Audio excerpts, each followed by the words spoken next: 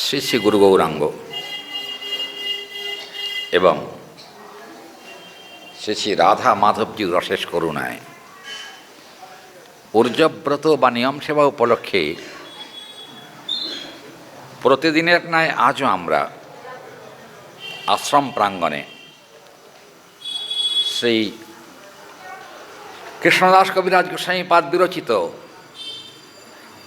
গোবিন্দ লীলামৃতম গ্রন্থ অবলম্বনে আমরা কিছু রাধা গোবিন্দের অমল যশ গাথা শ্রবণ সৌভাগ্য লাভ করেছি। কালকে আলোচনা হচ্ছিল ত্যাগ, তিতিক্ষা, সংযম এবং ব্রহ্মচর্য। চারটের মধ্যে কালকে একটা বলা হয়েছে ত্যাগের কথা, মহাপ্রভুর ত্যাগ।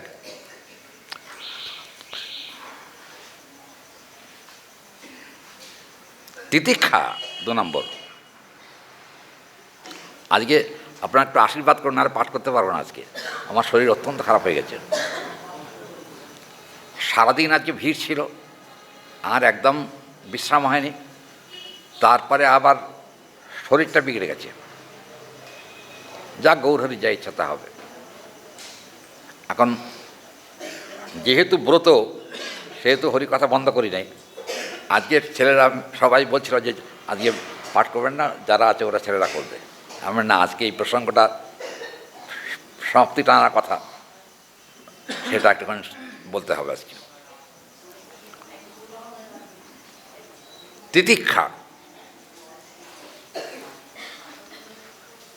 তিতিক্ষা হলো ত্যাগের ছোট ভাই।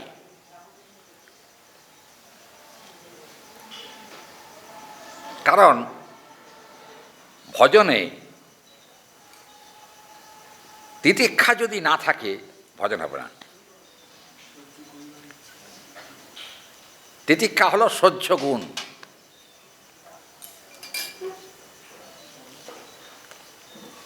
আমাদের বৈষ্ণব জগতে সহ্য গুণটা কিন্তু একান্তই থাকার দরকার। অথচ অনেক ভক্তদের ভিতরেই দেখা যায় সহ্যের খুব অভাব।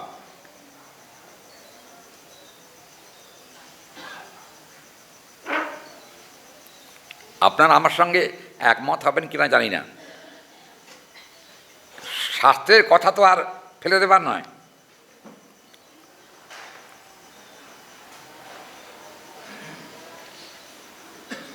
বিশেষ করে কিছু মনে করবেন না মায়েরা, মায়েদের সহ্য গুণের খুব অভাব।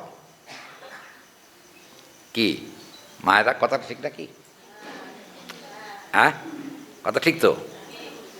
অল্পেতেই মাথা গরম, গালাগালি। আর এটা আমি দেখেছি মায়েদের মধ্যে চুলোচুলি কিলোকিলিও হয়।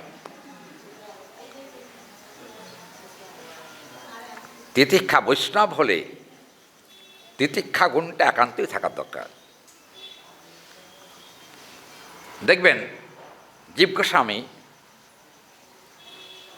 তিনি এক সময়তে,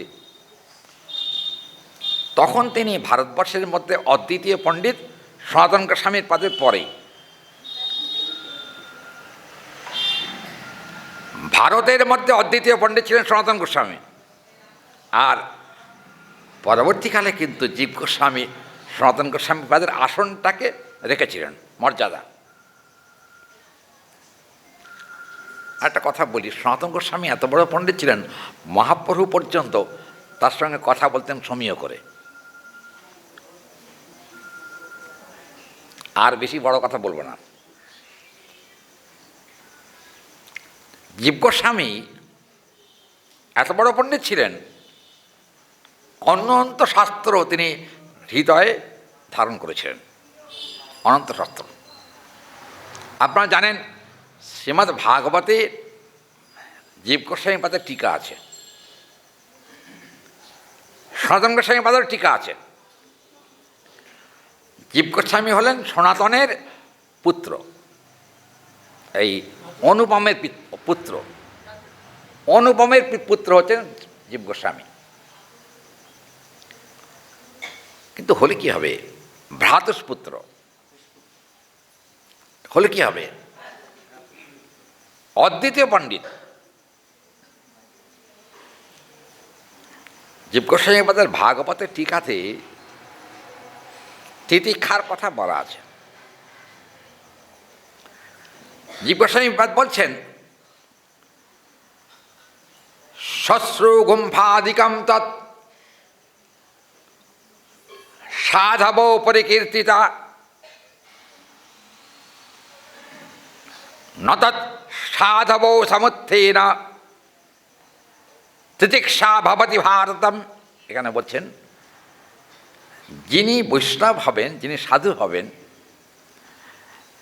তার যদি সহ্যগুণ না থাকে সে কখনো সাধু হতে পারবেন না। একটা কথা, তিতিক্ষাকে দুই ভাগে ভাগ করা হয়েছে। একটা হলো ত্যক্ত্বা, এখানে ত্যক্ত্বা তিতিক্ষা সজনা একটা, আর দুই হলো বৈষয়িক তিক্তম সাধনম নতৎ প্রেক্ষয়তি ভাবতে। এখানে বলছেন, আপনাদেরকে আমি ছোট করছি না, গ্রন্থ বলছেন তাই বলছি, ত্যাগীদের মধ্যেও কিন্তু অনেক সহ্যগুণের অভাব আছে। কি পূর্ণিমাশায়? আবার অনেক ত্যাগী আছে মাথাতে 8800 ভোল্ট আছে। ভোল্ট বোঝেন? এইটা কত ভোল্ট? এখানে 440। কিন্তু একটা কথা, বিশ্বামিত্রের মতো ঋষি, তার কিন্তু 8000-এর উপরে ভোল্ট ছিল না? ওরে বাবা, দুর্বাসা আর এক নম্বর। এরা কিন্তু 13, এরা কিন্তু নাম করা সাধু। জানেন, দুর্বাসারও শিক্ষা হয়ে গেছিল সুদর্শনের কাছে, বালাতে পথ পাননি তিনি। দেখুন, সাধু হয়ে এত ক্রোধ থাকা উচিত নয়। কিন্তু মজার কথা হলো, দুর্বাসাই বলুন আর বিশ্বামিত্রই বলুন, এরা কিন্তু কেউ বৈষ্ণব সাধু নয়। বৈষ্ণব সাধুতে কিন্তু তিতিক্ষা বেশি থাকা দরকার, আর বৈষ্ণবের যে দুর্লভত্ব সে সম্পর্কেও বোধ থাকা দরকার। প্রকৃত বৈষ্ণবের দেখবেন, আমাদের শাস্ত্রে বলা আছে বৈষ্ণব কত বড়, আর ব্রাহ্মণ বৈষ্ণব হলে আরও কত বড়। ব্রাহ্মণানাং সহস্রেভ্য, পূর্ণিমাশা কিছু মনে করবেন না, শাস্ত্র বলছেন, আমাকে বাধ্য হয়ে বলতে হচ্ছে। আমি ব্রাহ্মণের ছেলে, কিন্তু তাহলেও শাস্ত্র কথা তো বলতে বসেছি, না বলে উপায় নেই। ব্রাহ্মণানাং সহস্রেভ্য সত্রজাদির বিশিষ্যতে, সত্রজাদি সহস্রেভ্য সর্ববেদান্ত পারগ সর্ববেদান্তবিদ কট্যা এক এব বিশিষ্যতে। বৈষ্ণব কত বড় আর সংখ্যায় কত কম, চিন্তা করুন। 1000 ব্রাহ্মণ, এখানে এমনি হেঁজিমেজি ব্রাহ্মণের কথা বলা হয়নি। 1000 ব্রাহ্মণ মানে যারা সদাচারী, নিত্য গায়ত্রী জপ করেন। কালকে পাঠে বলেছিলেন, মনে আছে তো? ব্রাহ্মণের লক্ষণ মনে আছে তোমার? কি? তিলকং যজ্ঞ সূত্রঞ্চ তিসন্না বিষ্ণু পূজনম গায়ত্রাদিং জপেন নিত্যং এতদ ব্রাহ্মণের লক্ষণ। আজকাল দুঃখের বিষয় হল, পণ্ডিত মশাইকেই দেখে শুধু তিলক করে আসেন, কিন্তু আজকাল ব্রাহ্মণরা তিলক করে না। তিলক অবশ্য, ব্রাহ্মণদের তিলকের নিশানা আলাদা। এখন তিলকটা পরিবার অনুসারে তিলক হয়। আমাদের নিত্যানন্দ পরিবার, তাই তুলসী পত্র আছে। অন্যান্য পরিবারের অন্য আছে তিলক। কিন্তু কথাটা হলো, ব্রাহ্মণের লক্ষণটাই হলো তিলকং যজ্ঞসূত্রঞ্চ। ব্রাহ্মণের তিলক থাকতেই হবে। আজকাল কটা ব্রাহ্মণের তিলক আছে তা আমার জানা নাই। আর পৈতা, উপনয়ন, যজ্ঞসূত্র থাকতে হবে। আমার মনে আছে আমি তখন ক্লাস 9-এ পড়ি, বুঝছেন। আমার এক বন্ধু, সে ব্রাহ্মণ, তো কোনক্রমে তার পৈতাটা ছিঁড়ে যায়। পৈতে ছিঁড়ে গেছে, তার বাবা এত কট্টর, ছেলেকে বলল পৈতা তৈরি করে, পৈতায় মন্ত্র সংযোগ করে পৈতা ধারণ করে তারপর খেতে পারবি, নাহলে অন্ন খাবি না। ছেলেটা বলল কি, বাবা পৈতের মধ্যে কি আছে, মনেই তো সব। কি শয়তান দেখুন, আজকাল অনেক ভক্তরাও এ কথা বলেন, আচরণের কি আছে, মনে থাকলেই হলো। মনে থাকে কি আচরণ না করলে? তো চিন্তা করুন, আমার মনে আছে ছেলেটি পৈতা না পরেই খেয়েছিল, সেই জন্য তার বাবা 3 দিন তাকে অন্ন খেতে দেয়নি, 3 দিন। আর বলেছেন গায়ত্রী জাপ না করলে তোর হাতে আমরা কেউ খাবো না। ওই ছেলেটি আমার বন্ধু স্থানীয়, ও এসে আমাকে কথাটা বলল। আচ্ছা, মানে যেহেতু আমি বামনের ছেলে, সেহেতু আমাকে বলল কি, আচ্ছা তোমার কোনো দিন পৈতা ছেড়ে না? আমি না, পৈতা ছিঁড়তেই পারে, কিন্তু আমাদের কিন্তু হিন্দু শাস্ত্রে বলা আছে যতক্ষণ নতুন পৈতা ধারণ না করা হয় ততক্ষণ পর্যন্ত কথা বলা নিষেধ। কথা বলা চলবে না। আচ্ছা, আজকাল পৈতা না থাকলে কথা বলে না পূর্ণিমাশায়? হ্যাঁ, পূর্ণিমাশায় বলছেন পৈতে রেখে দেয় ইচ্ছা করে। চিন্তা করুন, ব্রাহ্মণত্ব আজকাল কোথায় গেছে। ওই জন্য দেখবেন আমরা দেখছি যে এই যে বাবারা একটু আগিয়ে এসে বসুন না, এখানে একটু ফাঁকা একটা আছে, শুধু শুধু জায়গা কভার করে কী লাভ?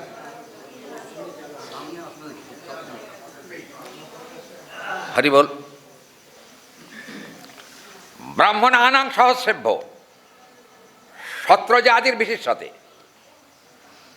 1000 ব্রাহ্মণের মধ্যে একজন সত্রজাতি ব্রাহ্মণ পাওয়া যায়। সত্রজাতি ব্রাহ্মণ কি? যারা জন্মের থেকে মৃত্যু পর্যন্ত সব ক্রিয়াকাজ জানেন, তাদের সত্রজাতির ব্রাহ্মণ বলা হয়। আর সত্রজাতি সহস্রেভ্য একান্তিক এই বচন,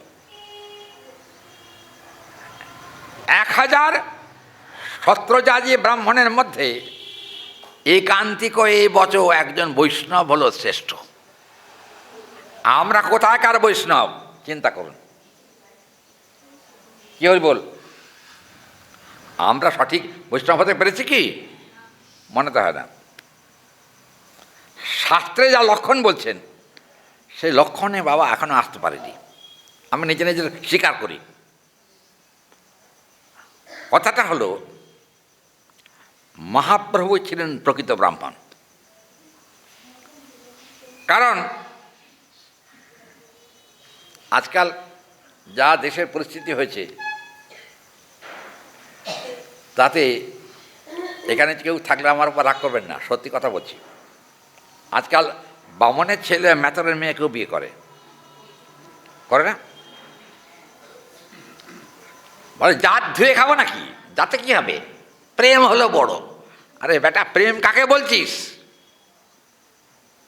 প্রেম শব্দের আসলে অর্থই জানে না তারা। আরেকটা কথা, মহাপ্রভু এক সময়তে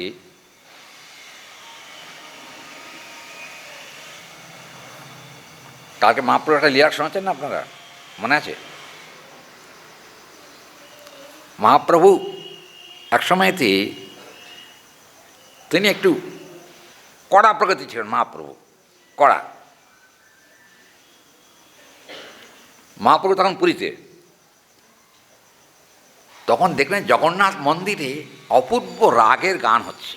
রাগ, চৈতন্য চরিতামৃতে রাগের নামও উল্লেখ আছে। মহাপ্রভু শুনছিলেন গুর্জরী রাগ। এখন জানেন, আর রাগের কিন্তু একটা মাদকতা আছে। রাগ মানে বোঝেন তো, রাগ আমরা চড় মারা রাগ না, এটা হলো গানের রাগ, গুর্জরী রাগ। গুর্জরী রাগ গাইছে মহাপ্রভু সেবক গোবিন্দ। মহাপ্রভু আকর্ণ হয়ে শুনছেন ওই রাগ। শুনতে শুনতে হঠাৎ মহাপ্রভুর ইচ্ছা হলো যে যে গান গাইছে তাকে একবার আলিঙ্গন দেয়, এত অপূর্ব গাইছে, চমৎকার চমৎকার। কিন্তু কে গাইছে তা জিজ্ঞেস করেন নাই। গান শুনে প্রেমের আবেশে মহাপ্রভু ছুটতে ছুটতে চলেছেন। কোথায় যাচ্ছেন? যে গান গাইছে তার কাছে। মহাপ্রভুর সেবক গোবিন্দ, সে বলল, প্রভু যাও কোথায়? কোথায় আজ যাব? এত সুন্দর রাগ গাইছে, তার কাছে যাচ্ছি। হঠাৎ গোবিন্দ বললেন, প্রভু কি ব্যাপার?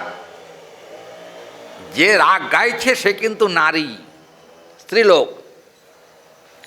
কি বললে? সে স্ত্রীলোক? বলে হ্যাঁ। না, গোবিন্দ মহাপ্রভুকে ধরেছেন, যেও না প্রভু, নারী স্ত্রীলোক গান গাইছে, গুর্জরী রাগ গাইছে, তোমাকে শুনতে যেতে হবে না, তার সঙ্গে দেখা করতে হবে না। স্ত্রী শব্দ শুনে মহাপ্রভু থমকে গেলেন। এগুলো কিন্তু তিতিক্ষার লক্ষণ। কারণ মহাপ্রভু ভগবান, তিনি কিন্তু ওই রমণীর কাছে যেতে পারতেন, তাতে কোনো দোষ ছিল না। কিন্তু মহাপ্রভু গোবিন্দের কথায় থমকে গেলেন। থমকে গিয়ে বললেন, কি বললে গোবিন্দ, কে গাইছে? বলে কি নারী। কিন্তু মহাপ্রভু তখন বললেন, সন্ন্যাসীর নারী স্পর্শ কভু কথা নয়। দেখো, নারী স্পর্শ করা সন্ন্যাসীর উচিত নয়। আমি যাব না। ঠিক আছে গোবিন্দ, আজই মোর রাখিলা পরাণ, আজকে তুমি আমার প্রাণ রক্ষা করেছ। কারণ আমি তো খেয়াল করতে পারি নাই কে গাইছে, কেমনভাবে গাইছে, কেমনভাবে গাইছে বুঝেছি, কিন্তু কে গাইছে অত আমার জ্ঞান ছিল না। কারণ ওই গুর্জরী রাগ শুনে আমি প্রেমের আবেশে ছুটে চলেছিলাম তাকে আলিঙ্গন দিতে। কিন্তু কি সর্বনাশ আমার হতো যদি আমি তাকে আলিঙ্গন দিয়ে ফেলতাম। তাহলে কি হতো? সন্ন্যাস ধর্ম মোর রহিত না কভু, সন্ন্যাস ধর্ম আমার থাকতো না। দেখুন, মহাপ্রভু ভগবান হয়েও তিনি কিন্তু ক্রোধ প্রকাশ করেন নাই, সংযম। গোবিন্দকে বলতে পারতেন যে তুমি তো গোবিন্দ, আমার সেবা করো। কিন্তু আপনারা জানেন হয়তো, আচ্ছা গোবিন্দ আসলে কার সেবক বলুন তো?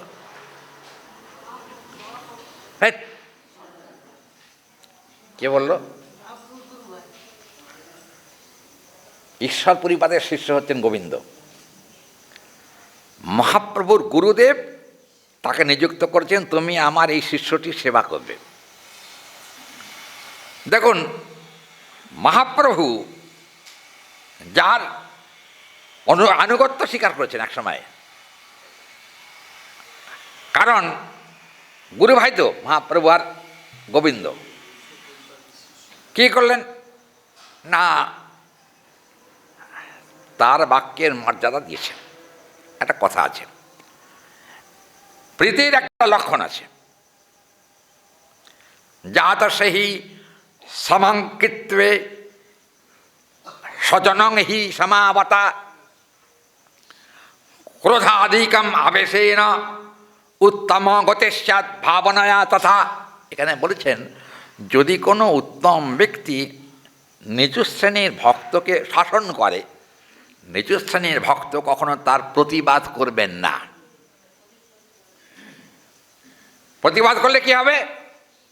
প্রতিবাদ ভজন নষ্ট হয়ে যাবে, থাকবে না।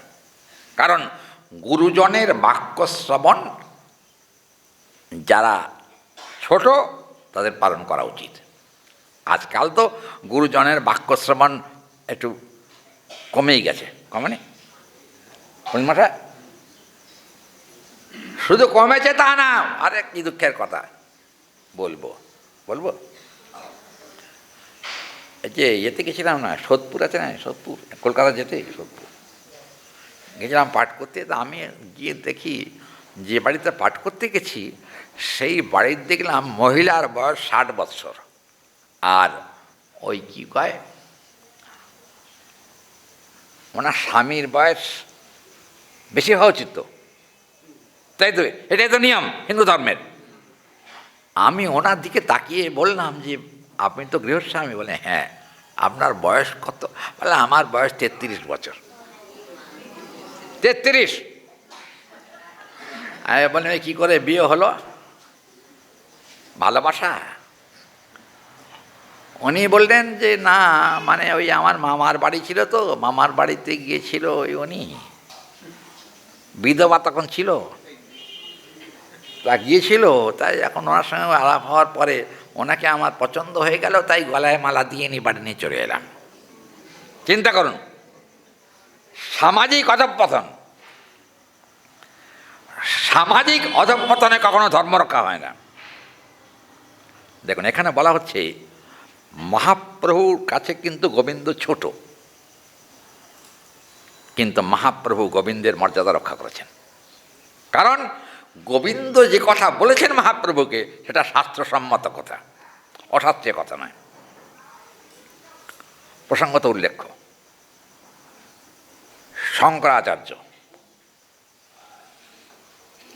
শঙ্করাচার্যের জীবনীতে দেখা যায় উনি কাশীতে দশাশ্বমেধ ঘাটে স্নান করছেন। শঙ্করাচার্য কিন্তু খুব অল্প বয়সে দেহত্যাগ করেছেন, সন্ন্যাসী, কিন্তু অতীব সুন্দর দেখতে শঙ্করাচার্য। দশাশ্বমেধ ঘাটে গেছেন স্নান করতে, গিয়ে অল্প বয়স্ক মেয়েরা তার দিকে দৃষ্টি দিতে আরম্ভ করেছিল। শঙ্করাচার্যের এক শিষ্য, তার নাম বিনোদানন্দ। বিনোদানন্দ শঙ্করাচার্যের কানে কানে বললেন, বাবা কি ওই দেখুন কিরম আপনার দিকে তাকিয়ে আছে। বলছে ও তাকানোর দরকার, তাকিয়েছে, আমার তাতে কি? তুমি কি মনে করছো ও আমার দিকে তাকাচ্ছে বলে আমি ওর দিকে তাকাবো? এটা কখনো হয় না। আমার লক্ষ্য এক জায়গায়, কোথায়? ব্রহ্মবিদ ব্রহ্মৈব ভবতি, একটাই লক্ষ্য, ব্রহ্মই আমার উদ্দেশ্য। উনি নিরাকারবাদী ছিলেন। ব্রহ্মই আমার উদ্দেশ্য। ব্রহ্ম যদি না পাই তাহলে মানব জীবনটা ব্যর্থ হয়ে যাবে। তাই আমি পুণ্যময় ঘাট দশাশ্বমেধ এখানে স্নান করতে এসেছি। তাতে কোন মেয়ে আমার দিকে তাকালো আর কোন মেয়ে তাকালো না, কোন মেয়ে আমাকে দেখে ফিক করে একটু হেসে দিল, তার হাসিতেই আমি হাসলাম না, এটা করি না কখনো। শঙ্করাচার্যের শিষ্যরা বলেন, গুরুদেব কি ওনাকে শিষ্য করলে হয় না? বলে হ্যাঁ হবে, শিষ্য করলে হবে। তা কী হবে, কী করে শিষ্য হবে আপনার? বলে শোনো, ওকে আগে সংসার ছাড়তে হবে 1 নম্বর। যদি সন্তানাদি থাকে তাও ত্যাগ করতে হবে। আর 3 নম্বর হলো বেদ সম্পর্কে তার অভিজ্ঞতা থাকতে হবে, তবেই ওকে শিষ্য করবো, না হবে না। যাও। শঙ্করাচার্য বিনোদানন্দজি বললেন কি যে বাবা এত গুণ নিয়ে কি আপনার শিষ্য হতে পারবে? ও আপনি তো বেদান্তবিদ, ওকে বেদান্তের কিছু বুঝবে? মেয়ে ছেলে মানুষ, কি বুঝবে? বললেন বুঝবে কি বুঝবে না তা আমার দেখবার বিষয় নয়, এইসব গুণ না থাকলে আমি ওকে কখনো দীক্ষা দিতে পারবো না। কি হলো, শঙ্করাচার্যের দিকে তাকাতে তাকাতে ওই মহিলা বুঝেছেন ওনার কাছে আগিয়ে এলো, এসে প্রণাম করবার ইচ্ছা করল। বিনোদানন্দজি বললেন গুরুদেবের পায়ে হাত দেবেন না, দূর থেকে প্রণাম করুন। কেন? মেয়েটা বলছে, কেন? সাধুর পায়ে হাত দেওয়ার অধিকার সকলের আছে, জানেন? সাধুর পায়ে হাত দিলে কোনো পাপ হয় না, বরঞ্চ সাধু আমার পাপ নেয়। আর ভগবানের পায়েও হাত দেওয়া যায়। তখন তখন শঙ্করাচার্য হাসতে হাসতে বললেন, মা, সাধুর পায়েও হাত দেওয়া যায় না, আর গোবিন্দের পায়েও হাত দেওয়া যায় না। কারণ অযোগ্য ব্যক্তি কখনো গোবিন্দ চরণ স্পর্শ করতে পারেন না, অযোগ্য ব্যক্তি। তাই নাকি? বলে হ্যাঁ। হরি বল, কথা নয় এখানে। উনি কানে কম শোনেন। মায়েরা এদিকে আসুন না, ছেলেদের জায়গাটা ছেড়ে দেন না। আচ্ছা, এদিকে জায়গা আছে তো, এখানে এদিকে আসুন না মায়েরা।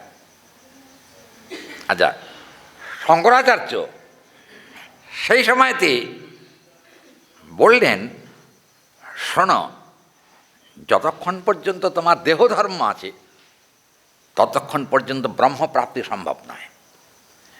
দেহ ধর্ম ত্যাগ করতে হবে। দেহ ধর্ম ত্যাগ মানে, হরি বল, 6টা দেহের ধর্ম আছে। কি বলুন তো? সবার জানা এটা।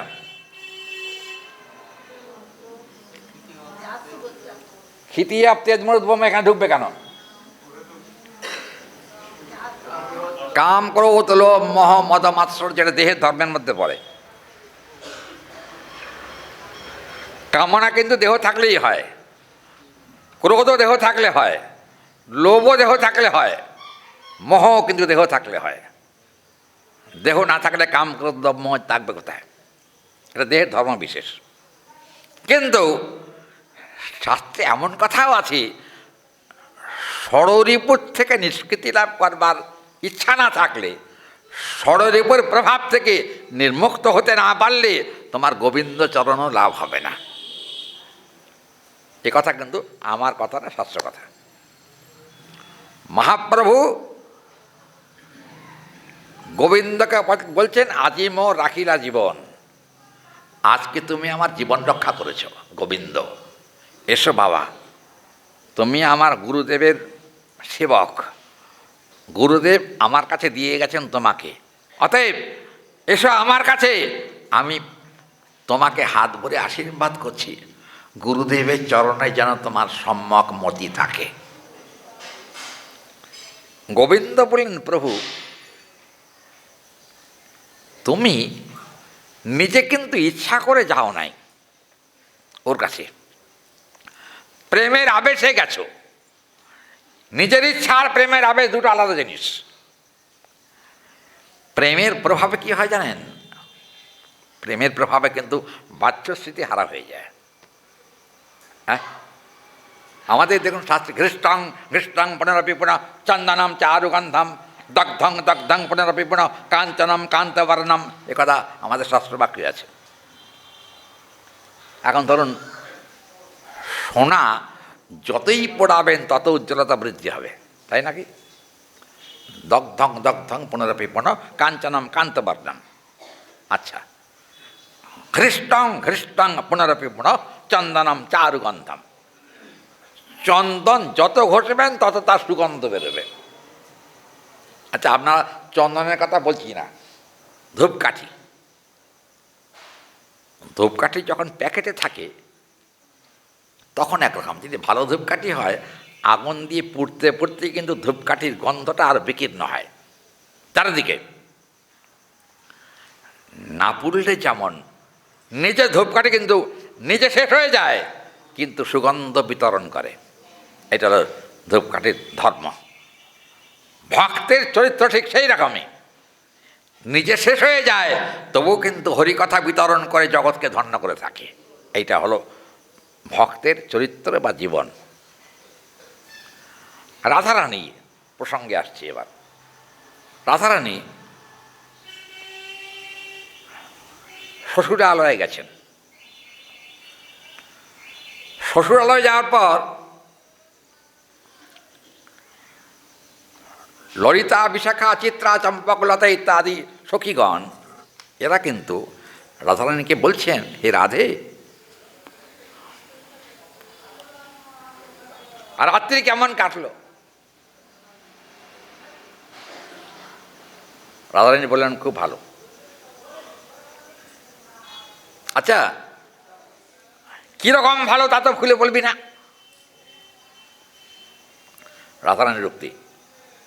রাধারানী বলছেন যে প্রেমের কথা কখনো মুখে প্রকাশ করা যায় না।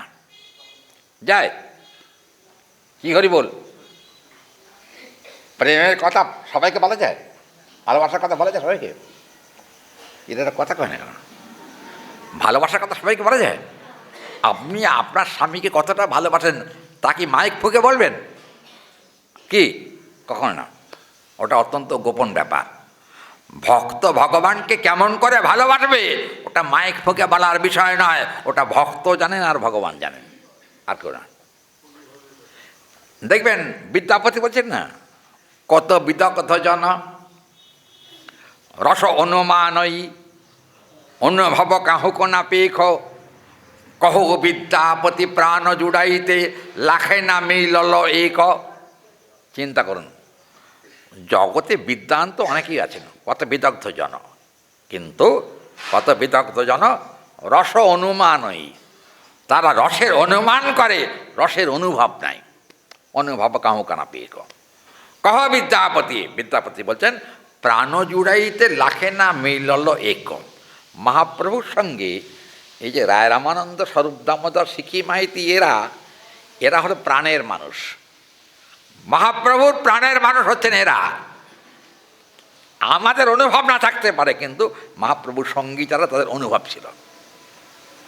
একটা কথা, রাধারানীর ক্ষেত্রে আমরা একটা কথা বলতে পারি, সেটা হলো কৃষ্ণপ্রেম কি সেটা কিন্তু রাধারানী যেমন জানতেন আর সখীরাও তেমনি জানতেন। একটা কথা, জড়জগতের কথা বলছি না, কিন্তু প্রসঙ্গটা এসছে বলে দু একটা কথা বলবো। যদি কোনো বিবাহিত পত্নী অন্য কোনো রমণীর সঙ্গে তার পতিকে গল্প করতে দেখেন বা কথা বলতে থাকেন, ভেতর কিন্তু জ্বলে যায়। জ্বলে না? কি হরি বল? কথা কয় না, এরা জ্বলবে না? তখন মনে হয় একটা থাপড় দিয়েও দাঁতটা ফেলে দিই, মনে হবে তখন এত গল্প কিসের। কিন্তু গোবিন্দের সঙ্গে রাধারানীর যে প্রেমের সম্পর্ক, সেখানে কিন্তু ললিতা, বিশাখা, চিত্রা, চম্পকলতা এরা কিন্তু কোনো হিংসা, তিতিক্ষা, পরশ্রীকাতরতা এগুলো কিন্তু তাদের মধ্যে ছিল না।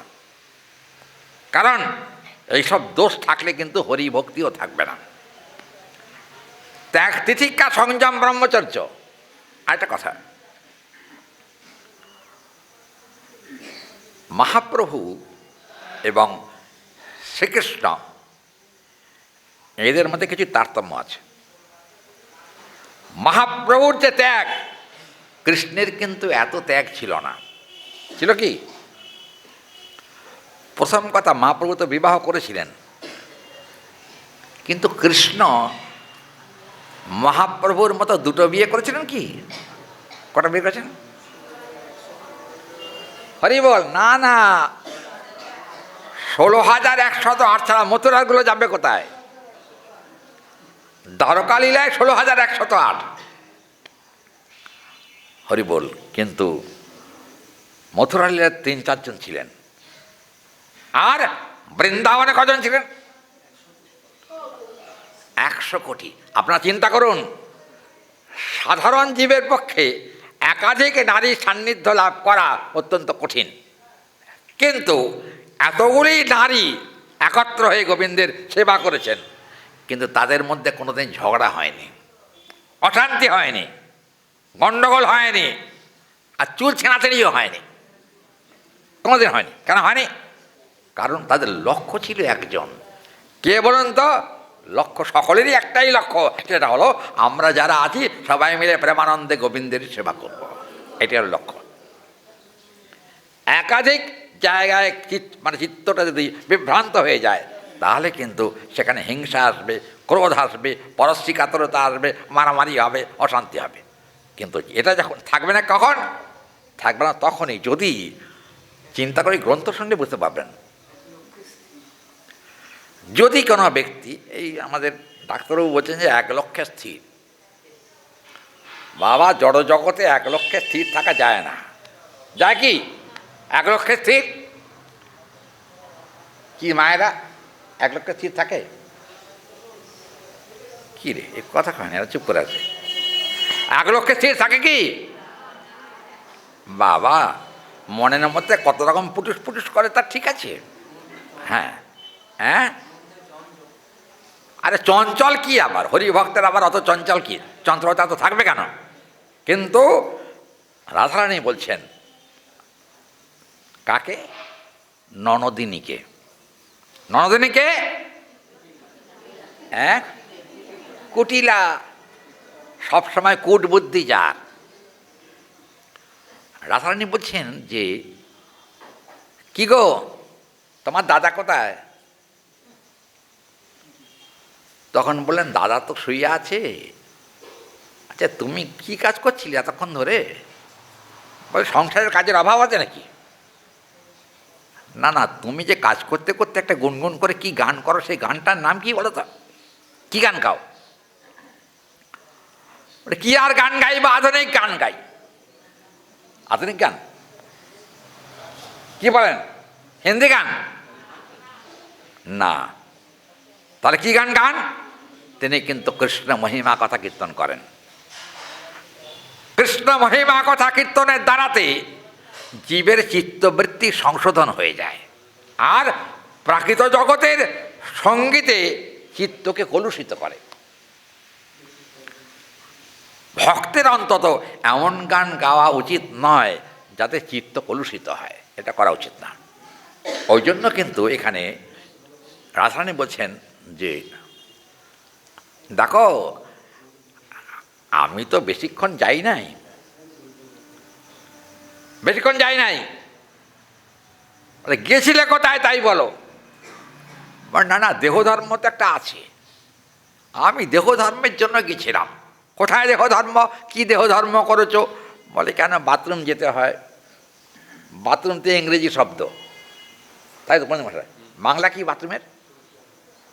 হ্যাঁ দেখ কি রে, কি ডাক্তারবাবু? শৌচালয়। এই যে শৌচালয়, আমি শৌচালয়ে গেছিলাম। দেখুন আজ থেকে 5,500 বছর আগের কথা হচ্ছে। তখন কিন্তু বাথরুম ছিল না, শৌচালয়ে গেছিলাম। আচ্ছা শৌচকার্য করতে এত সময় লাগে তোমার? না আমার একটু অভ্যেস আছে, শরীরটা বেশি ভালো নাই তো, তাই আর কি এই শৌচালয়ে যেতে আমার একটু সময় লেগেছে। ও আচ্ছা ভালো। ওই যে তার মা কি নাম? জটিলা। ও তো আরও জটিল, বুঝেছেন? জটিলা বলল শোনো, এই শোন শোন কুটিলা। বলে কি? বাথরুমের নাম করে আবার সেখানে যায় নাই তো? সেখানে মানে কথা বুঝেছেন? কার কথা বলছে? গোবিন্দের কথা বলছেন। রাধারানী বললেন আমার শরীর ভালো নেই, আমি আবার কোথায় যাব? হরি বল। একটা সত্য কথা শুনে রাখুন আজকে, রাধারানী কিন্তু মিথ্যা কথা বললেন।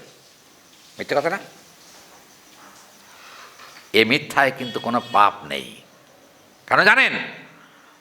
ভগবানের সেবার জন্য যারা 2-1টা মিথ্যা কথা বলেন তাদের জন্য কিন্তু কোনো পাপ হয় না, কিন্তু নিজের ক্ষেত্রে যদি মিথ্যা কথা বলা হয় তাহলে অবশ্যই পাপ হবে, এতে কোনো সংশয় নেই।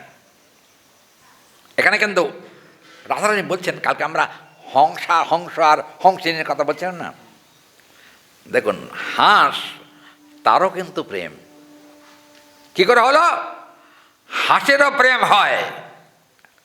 ইহ জগতে জড় জগতের কোনো হাঁসের কখনো প্রেম হয় না। কিন্তু একটা কথা বলি,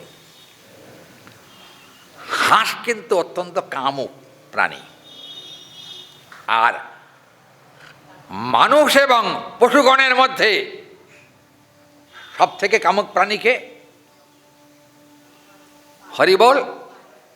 হ্যাঁ, আমি পায়রা কি পশু? পায়রা তো পাখি। না কুকুরও না, হ্যাঁ, হনুমানও না, সাপ। সব থেকে কামক প্রাণী হলো ছাগল। ছাগল ছাগল বোঝেন নাই? ছাগল। ওই জন্য হিন্দুদের ছাগল পোষা নিষেধ, বেশি কামনার জন্য। তাতে সাধন ভজনে বিঘ্ন হয় যদি বাড়িতে ছাগল থাকে। আর কি বলবো, ছাগলের গায়ের যা ভটকা গন্ধ বাবা, সে আর কি বলবো কথায়। আচ্ছা বলুন তো, ছাগল কোথায় বাথরুম করবে, কোথায় পায়খানা করবে, ছাগল কি জানে? কে জেনে করে? আর দেখবেন একটা কথা, আমার অপরাধ দেবেন না মায়েরা বাবারা, বাচ্চা বাচ্চা ছাগলগুলো লাফায়, লাফায় না? আবার দেখবেন বাচ্চা বাচ্চা ছাগলগুলো আবার মায়ের ঘাড়ের উপর উঠে যাচ্ছে। কি ব্যাপার, এই তুই মায়ের ঘাড়ে উঠছিস কেন? শৈশবকালেই কিন্তু তার ভিতরে কাম জাগ্রত হয়ে গেছে। এটা আমাদের সংস্কৃত সাহিত্যের কথা। ছাগল কিন্তু প্রাণীগণের মধ্যে সব থেকে বেশি কামুক। আর দেখবেন ছাগলের কিন্তু বাচ্চা হয় বেশি, হ্যাঁ না? হ্যাঁ, আর 2, 4, 5টা, আমি 10টা পর্যন্ত দেখি, 10টা। কি করে হলো? দেখবেন আমাদের গ্রন্থে আছে, কাম প্রভাবিত চিত্তানাম না মানবা না পশুত্বং সদা কিন্তু মনুষ্যাদিকং সর্বার্থমেব তৎ হরিভক্তির বিমুচ্যতে। এখানে বলেন হরিভক্তি যাদের আছে তাদের কিন্তু কামনা কম, আর হরিভক্তি যাদের নাই তাদের কিন্তু কামনা বেশি। কারণ কি? এখানে ত্যাগ, তিতিক্ষা, 3 নম্বর কি আছে? সংযম। মহাপ্রভু সংযম শিক্ষা দিচ্ছেন আমাদেরকে। এখানে আমরা দেখতে পাচ্ছি একটা কথা, রাধারানীর কিন্তু সংযম আছে প্রচুর। কারণ রাধারানীর সঙ্গে যখন গোবিন্দের প্রিয়ত্বের আদান প্রদান হয়, তখন রাধারানীর বয়স কত জানেন? কত বয়স রাধারানীর? বয়স কত? 7 বছর 3 মাস। আচ্ছা আপনারা বলুন না কেন, 7 বছর 3 মাসে জড়জগতের কোনো নারী যদি এরকম করে, সেটাকে কখনো গ্রহণযোগ্য মানবে কেউ? কিন্তু আসলে কৃষ্ণ প্রেমটা প্রাকৃত কাম নয়। দেখবেন চরিতামৃতে আছে, কাম প্রেম বহুত অন্তর, কাম অন্ধতমা প্রেম নির্মল ভাস্কর। কাম হলো অন্ধ, প্রেম হলো নির্মল ভাস্কর, মানে সমুদিত সূর্য। প্রেমকে আর কামকে কখনো এক জায়গায় রাখা যাবে না, তাহলে কিন্তু পতন ছাড়া উত্থান হবার কোনো সম্ভাবনা নেই। আরেকটা কথা আছে, অতিরিক্ত কামুক যারা, তারা কিন্তু তাদেরকে সমাজের পতীত বলা হয়। আজকাল বলা হয় না, কিন্তু এক সময় ছিল যারা বেশি চরিত্রহীন তাদেরকে সমাজের পতীত হিসাবেই গ্রহণ করা হতো। একটা কথা বলি, রাধারানী চিন্তা করে দেখুন, এই অল্প বয়সে একটা পদ আছে বিদ্যাপতির, বলবো? অল্প বয়সে মোর সামরসে জর জর, আছে না? অল্প বয়সে মোর সামরসে জর জর, অতি অল্প বয়সে আমার অন্তরে শ্যামের প্রেম জাগরিত হয়েছে। কিন্তু একটা কথা, আসলে রাধারানী তো নারী নন, নারীর চেহারা মাত্র। আসলে কিন্তু কৃষ্ণত্বই আছে ওনার মধ্যে, কৃষ্ণত্ব, তিনি কৃষ্ণই। তাহলে তাকে প্রাকৃতিক জগতের নারী মনে করে যদি তার প্রতি দোষারোপ করা হয়, এটা অন্যায় কাজ হবে। ওই জন্য রাধাকৃষ্ণের প্রেম এটা কিন্তু কখনো প্রাকৃত জগতের কাম বিশেষ নয়। ওই জন্য কিন্তু প্রেমের এত ধৈর্য সহ্য থাকে, প্রাকৃত জগতের লোকের কিন্তু ভালোবাসায় কোনো ধৈর্য নাই। ভালোবাসা হতেও সময় লাগে না, আর ভালোবাসা নষ্ট হতেও সময় লাগে না। কথা ঠিক না? কিন্তু চিন্তা করুন, আমরা যে সময়কার কথা শুনছি পাঠে, আজ থেকে 5300 বছর আগের কথা, এখনও কিন্তু আমরা সেই রাধাকৃষ্ণের প্রেমের কথা আনন্দ করে শুনছি। শুনবেন এই জগতের কোনো ব্যভিচারী ব্যক্তির সঙ্গে এরকম যদি আচরণ কেউ করে, শুনবেন তার কথা, তাকে ঘৃণা করে সরিয়ে দেবেন। এখানে কিন্তু আমরা দেখতে পাই যে রাধারানী বলছেন যে প্রকৃতই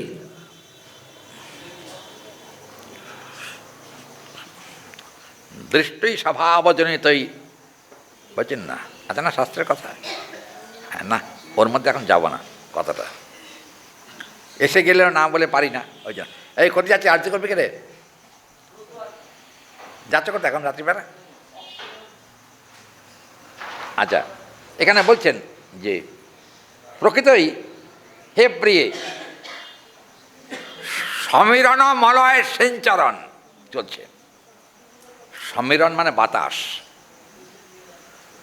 বাতাসে সিঞ্চরণ হয় কি করে?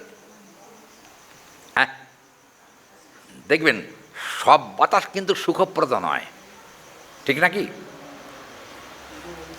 হ্যাঁ, ব্যাপারটা কি, বাতাস তো ঝড় হলেও বাতাস হয়, হয় নাকি? বাতাসে ঝড় হলে বাতাস হয়, সে একটা বাতাস। ঝড়ে কিন্তু মানুষের মৃত্যু হয়ে যায়। কিন্তু দেখবেন আমাদের জীব গোস্বামীপাদের একটা রাসপঞ্চাধ্যায়ে সে জীব গোস্বামীপাদ বলছেন যে, আর ওই ইয়েতে বলেছেন না, রাসমণ্ডলে যখন রাস হচ্ছিল তখন কিন্তু মৃদুমন্দ বাতাস বইছিল। মৃদুমন্দ বাতাস বওয়াতে কি হলো, দেখবেন শারদ পূর্ণিমা রজনী আরো মধুময় হয়েছিল মৃদুমন্দ বাতাসে। শারদ পূর্ণিমা রজনী দেখবেন রাসের কীর্তন আছে না, কি কার কার মনে আছে রাসের কীর্তন?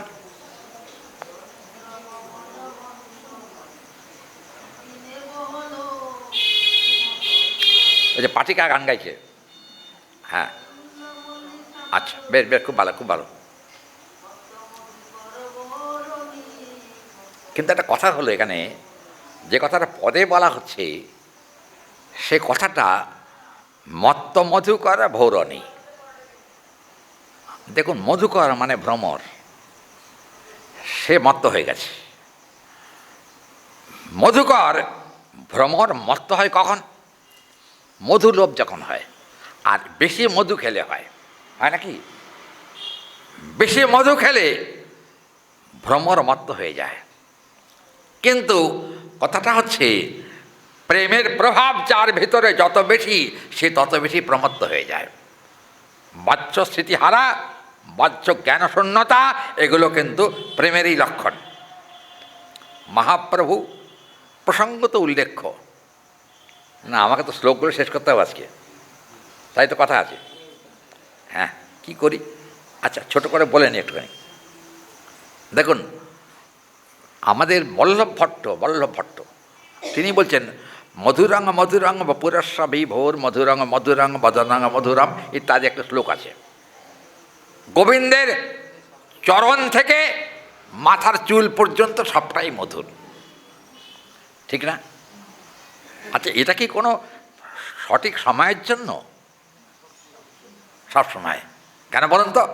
আমাদের চুল কাঁচাও থাকে আবার পেকেও যায়।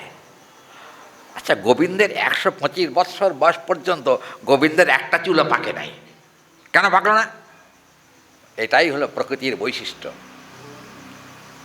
জগদীশ্বরের নিজের ইচ্ছায় চলেন, প্রকৃতির ইচ্ছায় চলেন না। ওই জন্য দেখুন, এই যে আমরা দেখি যে চুল পেকে যায়। আর একটা কথা বলি, এই যে আমরা কথা বলছি, কী কী দিয়ে খায়, চিবাই কী দিয়ে? দাঁত দিয়ে চিবাই, দাঁত পড়ে যায় না? কি বয়স দাঁত পড়ে না? গোবিন্দের 125 বছরে দাঁত পড়েছিল? পড়েনি। কি ব্যাপার? দেখবেন গোবিন্দের 125 বছরে কিন্তু পদস্খলন কোনোদিন হয়নি। পদস্খলন মানে চলতে চলতে স্লিপলি একটুখানি এদিক ওদিক হয়ে যাওয়া। কাদের হয়? মানুষের হয়, কিন্তু ভগবানের তা কখনো হয় না। এটা বুঝতে হবে আগে। চিন্তা করুন, মহাপ্রভু পুরীতে জগন্নাথের সামনে নাচছেন, নৃত্যকীর্ত করছেন, আচ্ছা, কতগুলো সম্প্রদায় ছিল? 7 সম্প্রদায় কইল 24 গায়ন চৈতন্য চরিতামৃতে। এতগুলো সম্প্রদায় মহাপ্রভু কী করেছেন জানেন? হঠাৎ ভক্তরা সবার মনে মনে একটা দুঃখ ছিল যে গৌরহরি একটা সম্প্রদায়ই থাকবেন, আমাদের কপাল খারাপ হয়ে না, আমরা তাকে সম্প্রদায় পাব না।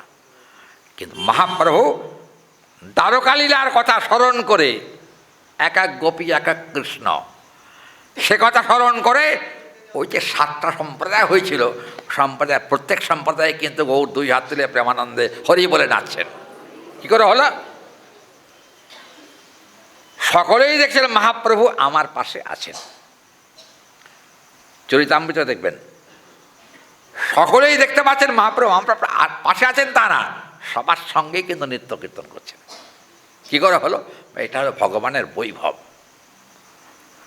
ভগবানের বৈভবের ফলে এটা জীবের পক্ষে কখনো সম্ভব নয়। তবে একটা কথা, লোকনাথ বাবার জীবনীতে আছে, লোকনাথ বাবা এক সময়ে এক শিষ্যের সঙ্গে কথা বলছিলেন।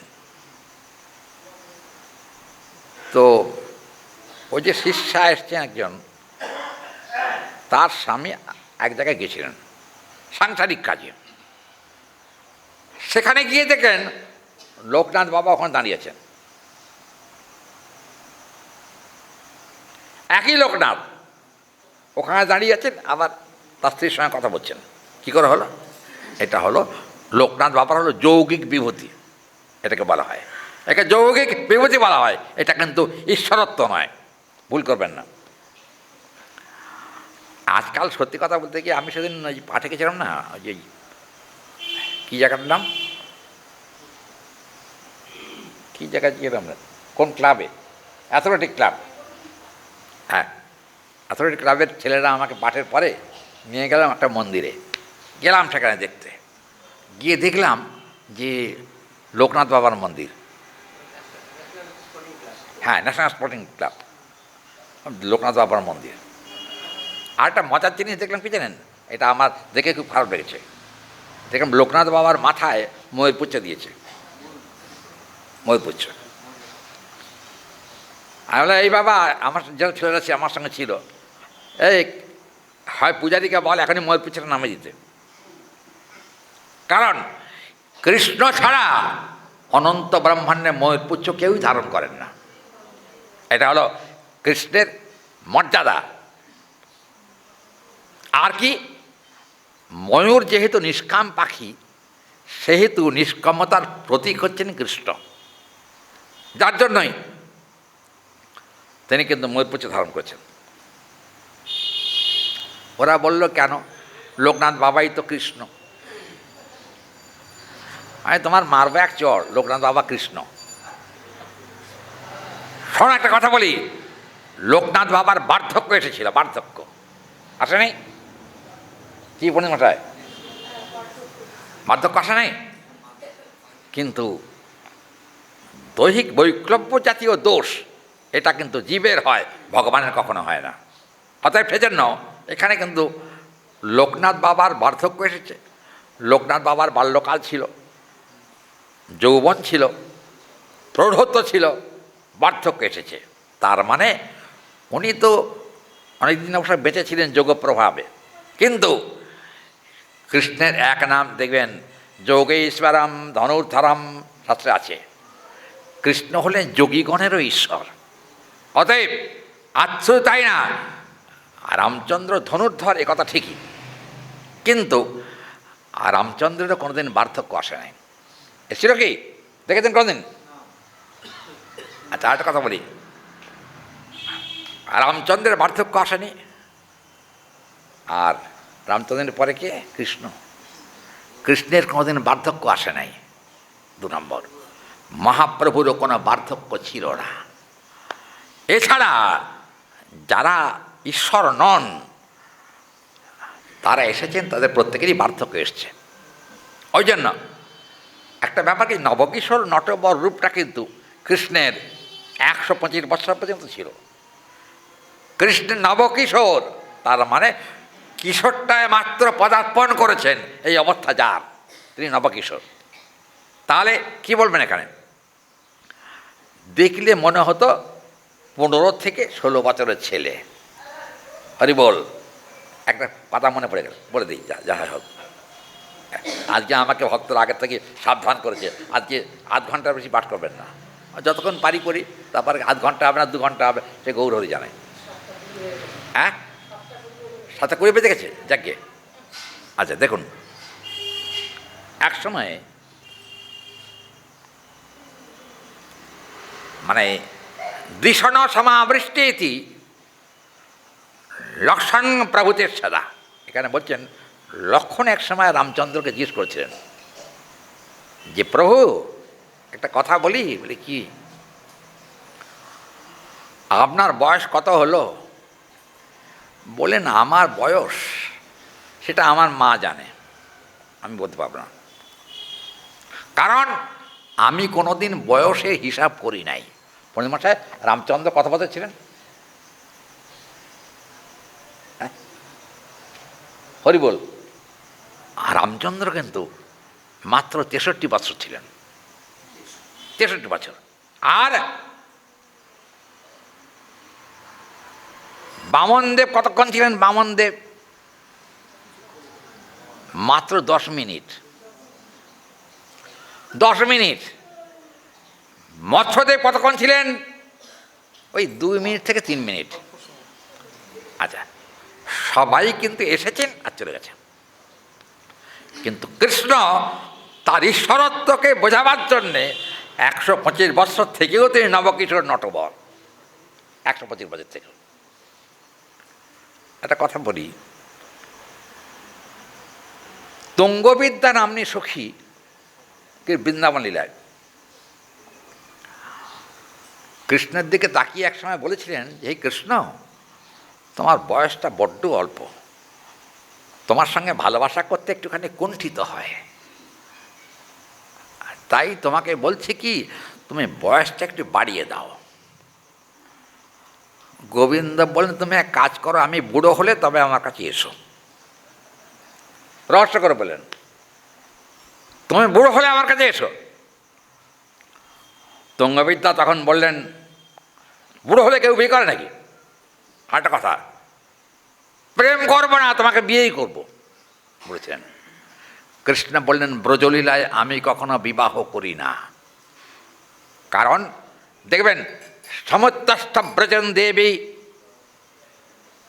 সংখিন্নাই সমাবস্থিতান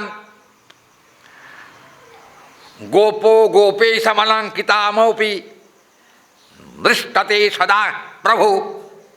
কৃষ্ণ আসলে কিন্তু প্রভুই, একলে ঈশ্বর কৃষ্ণ আশ্রাবৃত্ত, আমরা হলাম দাস, তিনিই একমাত্র প্রভু, এছাড়া কেউ প্রভু নাই। এটা কিন্তু চৈতন্য ভাগবতের সত্য বাক্য। কিন্তু একটা কথা, প্রভু আর দাস, শ্রীকৃষ্ণের দ্বারকালীলাতে যিনি সেবক ছিলেন, সেবক, তার বয়স কিন্তু কৃষ্ণের প্রায় সমান সমান বয়স ছিল। এখন দ্বারকালীলা তো অনেকদিন করেছেন তিনি। আর একটা মনে আছে আপনাদের, এক একটি পত্নীর গর্ভে কতগুলো করে সন্তান হয়েছে? আচ্ছা, যে এতগুলো সন্তান হলো সংখ্যা কত? হ্যাঁ, কত হলো? হ্যাঁ, সব ব্যর্থ হয়ে গেল কথাগুলো। 1,60,000 নয়, এটা মনে রাখতে হবে। বৃন্দাবন লীলা, দ্বারকা লীলা আর মথুরা লীলা, তিনটে লীলাতে কিন্তু গোপবংশের হিসাব যা ভাগবতে দেওয়া আছে তাতে কিন্তু 56 কোটি। 56 কোটি। আচ্ছা, কৃষ্ণ আসলে যদুবংশে জন্মেছেন। অবতীর্য যদুর্বংশে ভগবান ভূত ভাবন, ভাগবতের 10ম স্কন্ধে আছে না, ভগবান যদুবংশে জন্মেছেন। কিন্তু ব্যাপারটা হলো দ্বারকা লীলায় যখন ছিলেন অনেক রাজার কন্যাকেও তিনি বিবাহ করেছিলেন। অনেক রাজকন্যাকেও বিবাহ করেছিলেন, এমন প্রমাণ ভাগবতে আছে। আমরা দেখতে পাচ্ছি। একটা কথা বলুন, আপনারা বৃন্দাবন পরিক্রমা করেছেন তো? কি পরিক্রমা করেছেন না বৃন্দাবন পরিক্রমা? গোবিন্দের বিবাহস্থল দেখেছেন? হ্যাঁ, ভান্ডির বনে গোবিন্দের বিবাহস্থল, রাধা গোবিন্দের বিবাহ হয়েছিল সেখানে। কিন্তু একটা কথা বলতে হয়, এটা তাত্ত্বিক ব্যাপার। এটা গোবিন্দের বিয়ে হয়েছিল ঠিকই, কিন্তু বিবাহ হলেও আসলে কিন্তু ওটা বৈধ নয়। কারণ ব্রজলীলাতে কৃষ্ণ কাউকে বিয়ে করেননি। ব্রজলীলায় কারণ বিবাহের বয়স হয়েছিল কি তখন? বৃন্দাবন লীলাতে 10 বছর 8 মাসে বিয়ের বয়স হয়েছিল, তাহলে বিয়ে করেন কি করে? কিন্তু বিবাহের অভিনয় মাত্র হয়েছিল, খেলতে খেলতে বিয়ে হয়েছিল। খেলতে খেলতে খেলতে খেলতে বিয়ে হল, তাকে বিয়ে বলে। দেখেন না, বাচ্চারা বর তৈরি করে, পুতুল তৈরি করে, করে না? বাচ্চারা করে না? আবার পুতুলের বিয়ে দেয়। আবার আমি দেখেছি ছোটোবেলায়, বুঝেছেন, দেখেছি নেমন্তন্ন করে সব বন্ধু বান্ধবীদের। কি খাওয়ায় বাবা? কচু, মাটি আর সব কী কী দিয়ে ওরা কিন্তু খায়। আর কি, মুখ শুধু মুখের দিনে মুখ নাড়ে, খেলে তো মুখ চলে যাবে, কী বলেন?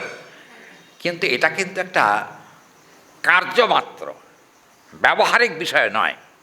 যার জন্য এখানে কিন্তু বলছেন গোবিন্দ যে বিবাহ করেছিলেন ভান্ডির বনে, সে বিবাহ কিন্তু ব্রাহ্মণ এসেছিল, মন্ত্র পড়িয়েছিল, সবই হয়েছিল। কিন্তু হলে কি হবে, রাধারানীর বয়স তখন বিবাহযোগ্যা হন নাই। হরি বল। কিন্তু মজার কথা, দ্বারকায় গিয়ে বিয়ে করলেন কেন? প্রশ্ন আসতে পারে। মথুরায় গিয়ে খুব জায়গায় বিবাহ করলেন কেন? এর কারণটা কি?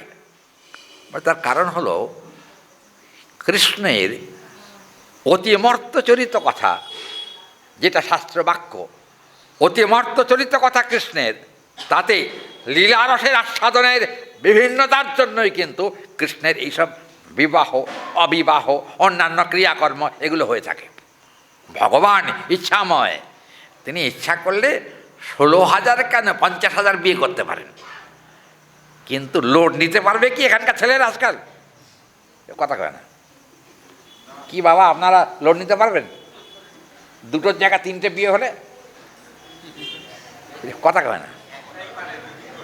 হ্যাঁ, আর তুমি পাচ্ছ না দেখে কেউ পারবে না? চিন্তা করুন,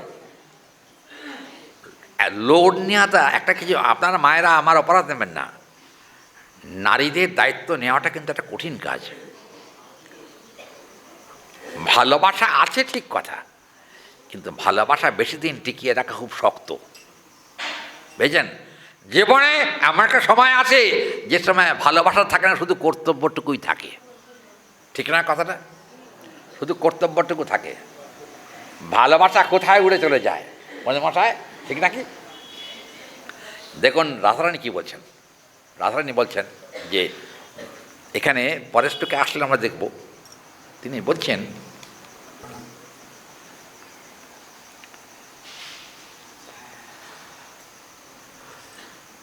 আচ্ছা, এখানে বলা হলো যে পদার্থ যদুর্লেখম সময়ত্বাম অপতিষ্ঠিতা জটিলয়া আতিকুষ্ঠয়া মানয়া শশাঙ্কৌ শ্রুতভয়পন্তৌ। এখানে বলছেন যে রাধারানী যখন পৌঁছেছিলেন তখন জটিলা কুটিলা কিন্তু ছিলেন। মজার ব্যাপার, এখানে কিন্তু শ্লোকে বলা হচ্ছে রাধারানী যখন বাড়ি ফিরে যাচ্ছিলেন তখন কিন্তু জটিলা তার পিছু নিয়েছিল। কথা বোঝা গেল? জটিলা তার পিছনে পিছনে আসছিলেন। আর অবিন্যস্ত বস্ত্র রাধারানীর, সেটা বিন্যস্ত হয় নাই। পেছন দিক থেকে জটিলা বলল কি, রাধে কি ব্যাপার, কাপড় খুলে যাচ্ছে কেন, ভালো করে পরো। রাধারানী পেছন দিকে তাকিয়ে দেখেন জটিলাও সর্বনাশ করেছে। কি সর্বনাশ, বাড়ি গিয়ে বোধহয় গলাই কাটবে, এতে কোনো সংশয় নাই। আবার হঠাৎ মনে মনে চিন্তা করলেন, গোবিন্দ যার সহায় আছে তার গলা কখনো কাটা যায় না। কাটা যায়? ভগবান সহায় থাকলে কিচ্ছু করতে পারবে না, করতেও পারেননি তখন। আপনারা যারা প্রবাসে গেছেন, প্রবাসী তো আছে না, হ্যাঁ, প্রবাসে একটা জায়গা আছে, আমি সেই জায়গাটা আপনাদেরকে নিয়ে যেতে পারিনি, যারা আমার সঙ্গে গেছেন, যাকে নিয়ে যেতে পারিনি। ভগবান যেখানে অন্তর্ধান লীলা করেছিলেন তার পাশে একটা ছোট্ট মন্দির আছে, কুটির। এক ব্রাহ্মণ আর ব্রাহ্মণী থাকেন।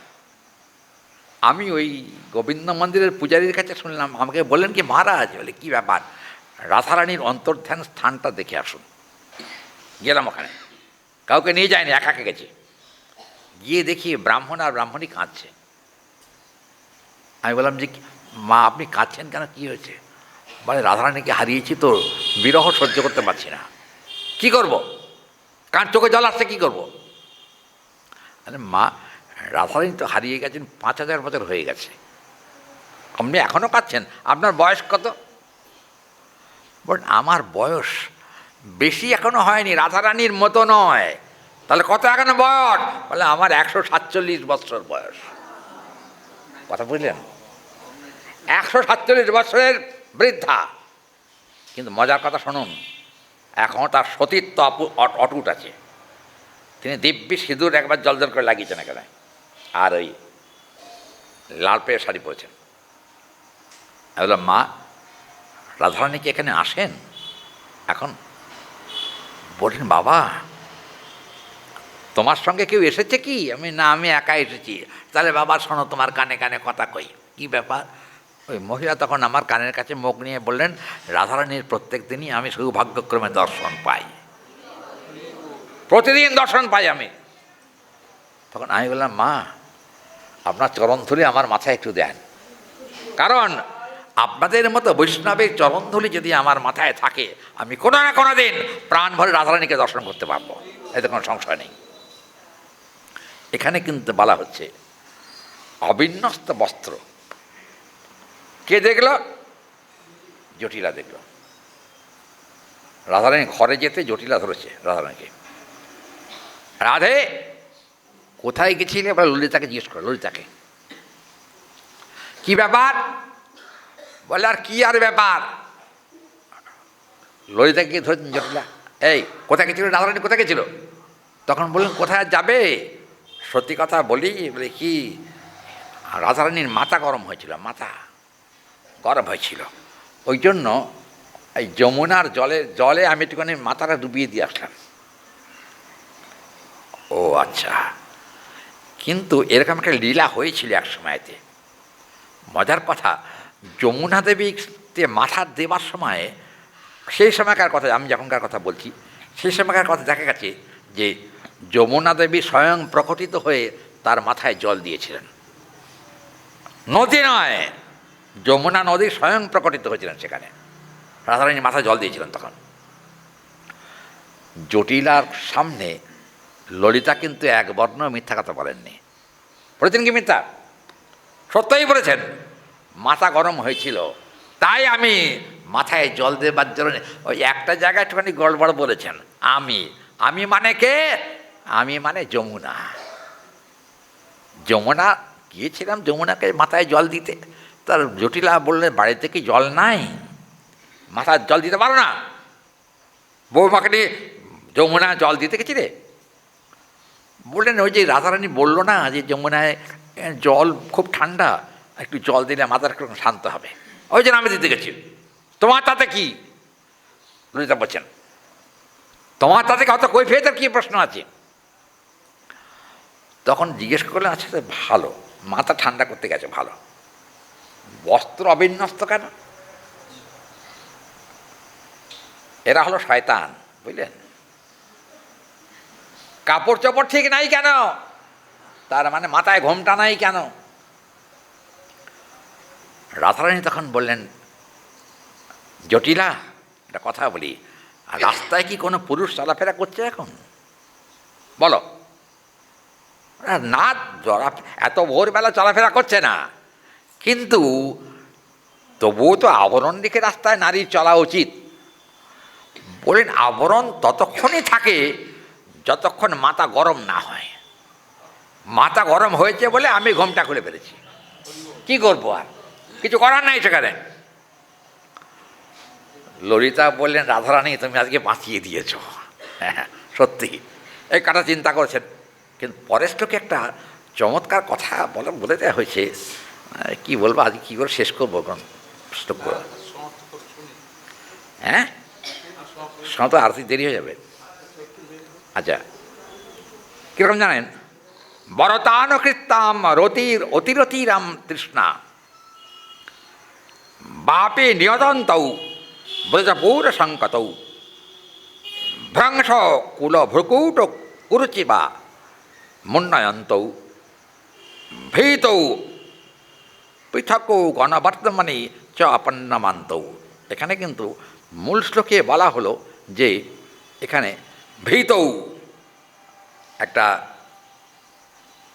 ভীত হলে এক বচন, ভীতৌ হলে বহু বচন, এখানে ওরা ভীতৌ। তার মানে ললিতা ওই জটিলাকে বললেন যে শোনো, রাধারানী একটু ভীত, এমনিতেই ভীত। আমরা সখীরা, যে ভীতৌ বলা হয়েছে, আমরা সখীরা আমরাও কিন্তু রাধারানীর সঙ্গে ভয় পাই, ওই জন্য ভীতৌ শব্দ প্রয়োগ। আমরাও ভয় পাই। কাকে ভয় পাও? তখন বললেন, কাকে আর ভয় পাবো, যমকে বড্ড ভয় করে।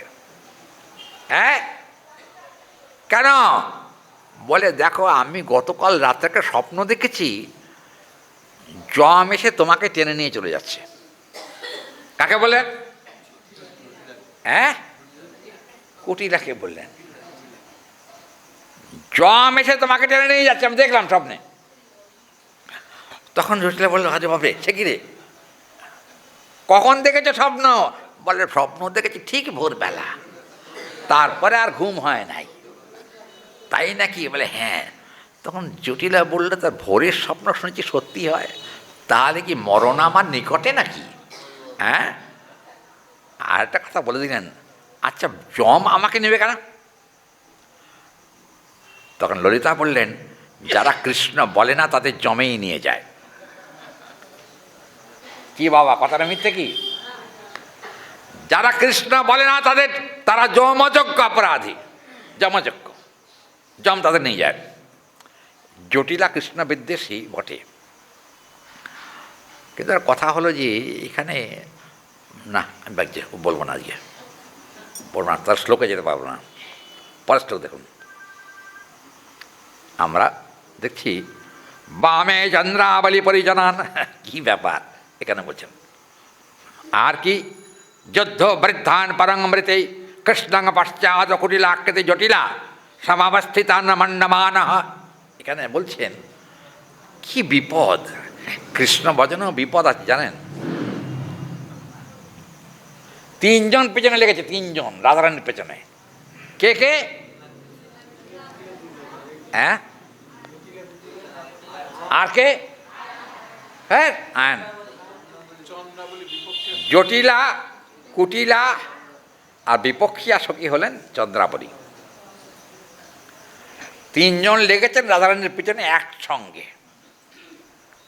ওরে বাবা, একসঙ্গে লাগাতে কি হলো জানেন, আরও কিছু লোক এসে গেল, ঘোষপল্লীর লোক। ঘোষপল্লী বুঝছেন তো? হ্যাঁ কি কি বলেন? আনন্দ? আরে না না, ঘোষপল্লী মানে নন্দা মহারাজের বাড়ির আশপাশের লোকেরা। দেখলেন যে তখন ওই যে ঘোষপল্লীস্থ বেশ কিছু লোক তখন বেরিয়ে পড়েছে। বেরিয়ে পড়াতে আরও সংকুচিত হয়েছেন চকিত চিত্তে, মানে আমাদের এখানে সংস্কৃতে চকিত শব্দের উল্লেখ আছে।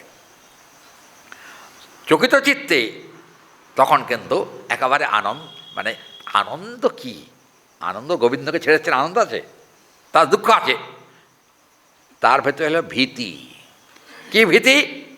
ঘোষপল্লীর লোক আর হলো 2 নম্বরে আছে জটিলা, 3 নম্বরে আছে কুটিলা, 4 নম্বরে আছে চন্দ্রাবলী। ও বাবা, শত্রুপক্ষিয়া ব্যক্তি, বুঝলেন? কিন্তু হঠাৎ দেখলেন ঘোষপল্লীর থেকে চন্দ্রাবলী বেরিয়েছে।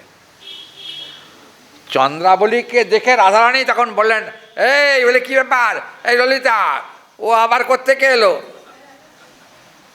তখন বললেন গোবিন্দ দর্শনে যাচ্ছে। সখীরা বললেন গোবিন্দ দর্শনে যাচ্ছে। রাধারানী কিন্তু একটা উত্তরও দিলেন না। আপনারা বলবেন রাধারানীর ক্রোধ অথবা হিংসা বোধ হয় না, রাধারানীর ক্রোধও নয়, হিংসা নয়। কারণ তিনি জানেন গোবিন্দকে দর্শন করার অধিকার মিত্রেরও আছে, শত্রুরও আছে। সবাই গোবিন্দকে দেখতে পারেন, অধিকার নাই কার। একটা লোক যদি দুষ্ট চরিত্র হয়, সে যদি কখনো সাধুসঙ্গ পেয়ে যায়, তার কি কৃষ্ণ বলবার অধিকার নাই? হরিনাম করার অধিকার নাই? তার কীর্তনে যাওয়ার অধিকার নেই? পাঠে যাওয়ার অধিকার নেই? আছে, আছে। কিন্তু কখনো কখনো কোনো কোনো ভক্তদের দেখা যায়, পূর্বজীবনে কোনো ব্যক্তি যদি অসৎকর্ম করে থাকেন, তারা যদি পাঠে আসেন, আড়ে আড়ে তাকিয়ে বলে এই লোকটা সেই না? হ্যাঁ, কি ডাক্তারবাবু পণ্ডিত মশাই বলে না, এই লোকটা সেই না? কে 4টে বিয়ে করেছিল? দেখবেন ভাগবত পাঠ মাথায় উঠে গেল। তখন কে কার 4টে বিয়ে করেছে, কে 3টে বিয়ে করেছে, কে 2টো বিয়ে করেছে, এই নিয়ে তাদের কথা। আর পাঠ শুনে যাবার সময় সেই লোকটার চরিত্রে 12টা বাজিয়ে দিচ্ছে। সংস্কৃতটা বলো, সংস্কৃতটা বলো। সংস্কৃত মনে নেই? গোবিন্দ, আমারও মনে নেই। আর প্রসঙ্গে যাব, ওই শ্লোকে আর যাবো না এখন। দেখুন কি বলছেন এখানে, কি হলো? উফ, তখন তো দেখতেই কষ্ট। হ্যাঁ, জান্তিং কান্তা সময় অটুলা দক্ষিণে দ্রষ্টমহৎ পশ্চাৎ গ্রীবং দিশি দিশি দৃষ্টৌ প্রেমময় অনুগোষ্ঠমায়াম। এখানে কি হলো জানেন? তখন ওই গোবিন্দের গোষ্ঠে যাবার সময় হয়েছে সকালবেলা। সখারা কিন্তু নন্দ মহারাজের বাড়িতে এসে গেছেন। যশোদাকে জিজ্ঞেস করছেন, মা কি কানাই কোথায়? বলে কানাই একটু ঘুমিয়ে পড়েছে। কেন ঘুমাচ্ছে? এখন বেলা হতে চললো, এখনও ঘুমাচ্ছে কেন? বললেন কানাই বলল রাতে ঘুম হয় নাই, ওই জন্য একটুখানি ঘুমাবার সুযোগ করে দিয়েছি। তা কানাইকে ডেকে বলল আমরা গোষ্ঠে যাব, সময় হয়ে গেছে, কি করবে এখন? আজকে একটু গোষ্ঠে দেরি করে যা। বললেন না, গতকাল কানাইয়ের সঙ্গে আমাদের কথা হয়েছে, আজকে একটু দূরে গোষ্ঠে যাবে। দূরে কোথায়? হরি বল, দূরে কোথায়? হ্যাঁ, কি বন? বিমল বনে যাবে না, সে বিমল বনের কথা এখন নাই, কালকে হয়ে গেছে। আচ্ছা, না না, লক্ষং সমৃদ্ধ মহাবব এখানে বলা আছে। দেখবেন চতুর্দশ বনের মধ্যে সমৃদ্ধ বন বলে একটি বন আছে। বললেন সমৃদ্ধ বনে যাওয়ার কথা আছে আজকে। সেখানে কি আছে? সবাই সমৃদ্ধ, মানে বড়লোক। আচ্ছা, বনে কখনো বড়লোক থাকে না? বনে তো অন্য কেউ থাকে না, মানে পশু, সাপ, খোপ এসব থাকে না বনে। তাতে যদি ওরা থাকে, সমৃদ্ধ হলো কি করে? সমৃদ্ধ হতে পারে না। কিন্তু দেবী যোগ মায়া ভাব্যা নিকটস্থং ভবাদ ভয়ম কৃষ্ণ রাধিকা একত্রমেব বিভূপতে লীলয়া একদৃশী ভাবেত। এখানে বলছেন ওই যে বনটি সমৃদ্ধি নামক বন, ওই বনে কিন্তু গোবিন্দ একসময় নিজের সমৃদ্ধি প্রকাশ করেছিলেন। নিজের সমৃদ্ধি মানে ঈশ্বরত্ব। আরেকটা কথা আছে, ঈশ্বরত্ব বলতে কি বোঝায়? আমাদের ঐশ্বর্যস্ব সমগ্রস্ব বীর্যস্ব যশস্বীয় জ্ঞান বৈরাগ্যশ্চৈব জান্নাং ভগবতী অঙ্গনা। দেখুন এখানে 6টা ঐশ্বর্যের কথা আছে। কৃষ্ণ কিন্তু সমৃদ্ধি নামক বনে তার 6টা ঐশ্বর্যই একসঙ্গে প্রকাশ করেছিলেন, তার সঙ্গে বৈরাগ্যও ছিল। কী করে হলো? ব্রজগোপীগণকে গৌরমূর্তি দর্শন করিয়েছিলেন বৈরাগ্যে। আমি কলিযুগে যে রূপে আসবে একবার তোমরা সেই রূপখানা দেখে নাও। কী রূপ? বলে এখন হচ্ছি আমি দ্বারকাধীশ অথবা বৃন্দাবনাধীশ। আমি তখন কোনো অধীশ্বর থাকব না, আমি তখন হবে সংসার, স্ত্রী, আত্মীয় স্বজন সবাইকে ত্যাগ করে হরি বলে আমি কীর্তন করে চলে যাব। এটা আমার বৈরাগ্যের বেশ। তাহলে ওই যে সমৃদ্ধি নামক বনে রাধারানীকে তিনি বৈরাগ্যের মূর্তি দেখিয়েছিলেন। ওই জন্য একটা কথা বলি, কার ফোন বাজছে? হরিকথা শুনতে ফোনটা বন্ধ করতে পারছেন না? আচ্ছা, প্রসঙ্গে আসি। দেখুন সমৃদ্ধিটা আসলে কি? দেখবেন চৈতন্য চরিতামৃতের মধ্যলীলায় বলা আছে, সমৃদ্ধিং ভবতা শ্রেষ্ঠম প্রেম ভক্তির বিনির্ণয়। তার মানে সমৃদ্ধি টাকা পয়সা সমৃদ্ধি মানতা নয়। তাহলে ভক্তি ধনে যদি কেউ ধনী হয় সেটাই হলো সব থেকে বড় সমৃদ্ধি। তার থেকে আর বড় সমৃদ্ধি কিছু নাই। ভগবান টাকায় বশ করা যায়? কি বলেন? পাণ্ডিত্যে বশ করা যায়? বাগ্মিতে বশ করা যায়? না, বশ করা যাবে না। কিন্তু ভগবানকে ভক্তিতেই বশ করা যায়। তাহলে মাগো কথা বলবেন না, পাঠ শেষ হওয়ার সময় ওনারা উঠে গেছে কেন? কি করছে ওরা? এই একটু পরে প্রসাদ আনো না, অত ব্যস্ত কেন? ভক্তের তুলছে কেন? কার শরীর খারাপ? হ্যাঁ, 8টা বাজুক না, কি আছে? আচ্ছা, শরীরের কাজ করছে, আমি আমার হরিকথা বলে যাব। আর হরিকথা আপনারা গৌরকে বলবেন, যেন হরিকথা বলতে বলতে আমার প্রাণটা চলে যায়। আর কিছু চাই না। আমি জায়গায় আসবো তো, এসে গেছে শ্লোকগুলো কাছাকাছি। দেখুন রাধারানী সমৃদ্ধিমান মনের কথা হচ্ছে, সেখানে প্রেমভক্তি হলো শ্রেষ্ঠ সম্মান সমৃদ্ধি। ভক্তি না থাকলে ভগবান তার দিকে ফিরেও তাকান না, না জ্ঞানের দিকে। চিন্তা করুন, দৃষ্টান্তগুলো মনে এসে যায়, কি করি না বলে থাকতে পারি না। সৌভরীর সে কিন্তু সমৃদ্ধি ছিল। হ্যাঁ, সৌভরীর কিন্তু সমৃদ্ধি ছিল। কি সমৃদ্ধি? দেখবেন বিত্তবান রূপশ্চ ধন্যাশ্চ পাণ্ডিত্যং বরম, এটা এ সম্পর্কে বলা হয়েছে। জানেন সৌভরী কিন্তু দেখতে ভালো ছিল, তার মানে রূপের একটা সমৃদ্ধি ছিল। গুণবানও ছিলেন তিনি, কিন্তু একটা ভুল ছিল তার জীবনে, ক্রোধ ছিল মারাত্মক। ক্রোধ, মারাত্মক ক্রোধ, সাংঘাতিক রাগ। ওই জন্য সৌভরীর রাগের জন্য কিন্তু ওপরে আর উঠতে পারেন নাই, ক্রোধই তাকে নিচে নামিয়ে নিয়ে এসছে।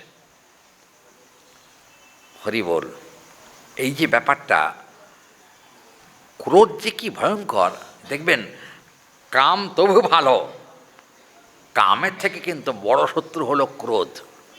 আর 3 নম্বর শত্রু হলো মাৎসর্য। 3টে কিন্তু সাধক জীবনের মহাশত্রু। তোমার তো ব্যস্ত কেন? তাহলে বাড়ি যাও, ঘুমিয়ে থাকো। দাঁড়া, ওর কাজ শেষ হোক। আচ্ছা দেখুন মাঝখানে কলিয়ে কি বলবা, যাই হোক ছাড়। দেখুন সমৃদ্ধি, দেখবেন সমৃদ্ধি নামক বনে সমৃদ্ধি নামক বনে কিন্তু অনেক লীলা কথা আছে। সেগুলো বলতে গেলে তো আর আজকে সম্ভব হবে না।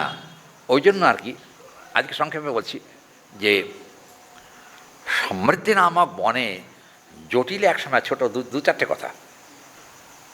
সমৃদ্ধি নামক বনে জটিল একসময় গিয়েছিলেন। সেখানে গিয়ে দেখলেন যে গোবিন্দ আর রাধারানী পাশাপাশি বসে আছেন। কোথায়? টাকার বস্তার উপর, টাকার বস্তা। এরকম বহু বস্তা এক জায়গায় হয়েছে। জটিলা বলল, কৃষ্ণ বড়, রাধিকা বড় না টাকা বড়? তখন মনে মনে চিন্তা করলো, কৃষ্ণকেও দরকার নেই, রাধিকাকেও দরকার নেই, টাকার বস্তাগুলো পেলেই আমার সব থেকে ভালো হবে। কি হরি বল? ওই জন্য কিন্তু এই বনের নাম সমৃদ্ধি। টাকার বস্তা পেলেই হলো। তখন রাধারানী গোবিন্দের দিকে তাকিয়ে বলেন, দেখো জটিলার দশা দেখো। কেন? দেখো, আমাদের দিকে লক্ষ্য নাই, এতদিন বিরোধিতা করে এসছে, টাকার বস্তা থেকে কিন্তু বিরোধিতা ভুল হয়ে গেছে। ভুল হয়ে গিয়ে এবার আমরা আছি কি নাই সেদিকে খেয়ালও করেনি। রাধারানীর কানের কাছে গিয়ে জটিলা বলছে, হ্যাঁ গো, এত টাকা তোমরা কোথায় পেলে? বলে বিধাতা দিয়েছে। বিধাতা দিয়েছে? বলে হ্যাঁ। বিধাতাকে বলো না একটা বস্তা আমাকে দিতে। বলে আমি তো বললে হবে না, তোমার কর্ম তোমাকে অর্থ দেবে, ধন দেবে, সম্পদ দেবে, তোমার কর্ম।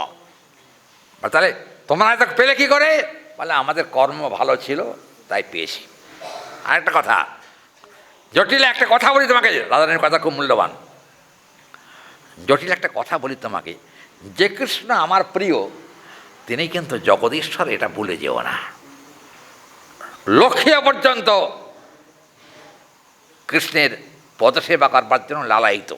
অতএব লক্ষ্মী যদি গোবিন্দের পদসেবা করেন, ধনের তার অভাব কি? কি মনে হয় ধনের অভাব আছে?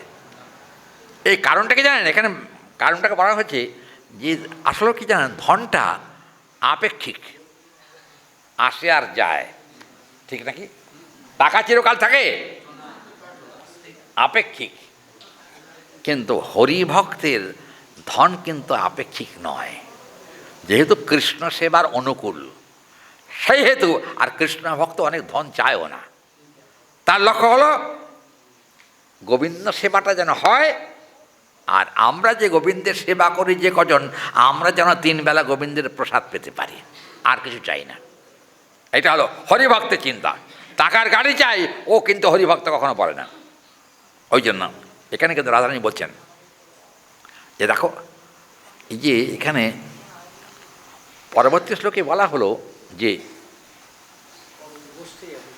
হ্যাঁ হ্যাঁ এই দেখুন এখানে বলছেন, এখানে যে গচ্ছন্তা মনোরাগ বা ভয়ম ধূম্রলালদ্রিক আর বরিন্না বিহিত মনোরথে। একটা কথা, বরিন্না বিহিত মনোরথে, তার মানে আমাদের মনোরথ পূরণ করবার ইচ্ছা ছিল, তোমাদের যন্ত্রণাতে মনোরথ পূরণ করা গেল না, এ কথা বললেন। আর কি কথা না, একটা কথা হলো যে শ্রীকৃষ্ণ নিজ নিকেতনে শয়ন করেছেন ঠিকই, আর রাধিকাও শয়ন করবার জন্য প্রস্তুত। গ্রন্থকর্তা তখন বলছেন, দুজনে আনন্দ হরে 2 জায়গায় বিশ্রাম করুক, আর আমি কি করব? চৈতন্য চরণ পদারবিন্দ মধুপ রূপ সেবানুকূলে দৃষ্টে শ্রী রঘুনাথ দাসকৃতেনা জীবগোস্বামিনা তদ্গতে কাব্যে রঘুনাথ ভট্টরাজম গোবিন্দ লীলামৃত গ্রন্থে সর্গে প্রথম নিকুঞ্জ নিশান্ত লীলা বিরচনম নামম আদির্গতঃ। আমি গ্রন্থকর্তা বলছেন এখানে, আমি কে? বলে চৈতন্য পদারবিন্দের মধুপ, ভ্রমর। আমি চৈতন্যচরণের ভ্রমর মাত্র, তাই আমি এটা দেখুন এখনও বাজছে চৈতন্যচরণের ভ্রমর। আর একটা কথা হলেই যে এটা এই যে রঘুনাথ দাস গোস্বামী, রূপ গোস্বামী, জীব গোস্বামীর কৃপার আশীর্বাদ আমার হাতে মাথায় আছে, ওই জন্য এই লীলা আমি প্রথম সর্গে বন্দনা করলাম। আজকে আমি আর প্রথম সর্গের যে শেষ শ্লোকগুলো আজকে বিস্তৃত আলোচনা করা গেল না সময়ের অভাবে, ওই জন্য সংক্ষিপ্ত অনুবাদ মাত্র বলে আজকে আমরা এখানে ভাগবতী কথার বিশ্রাম দেব।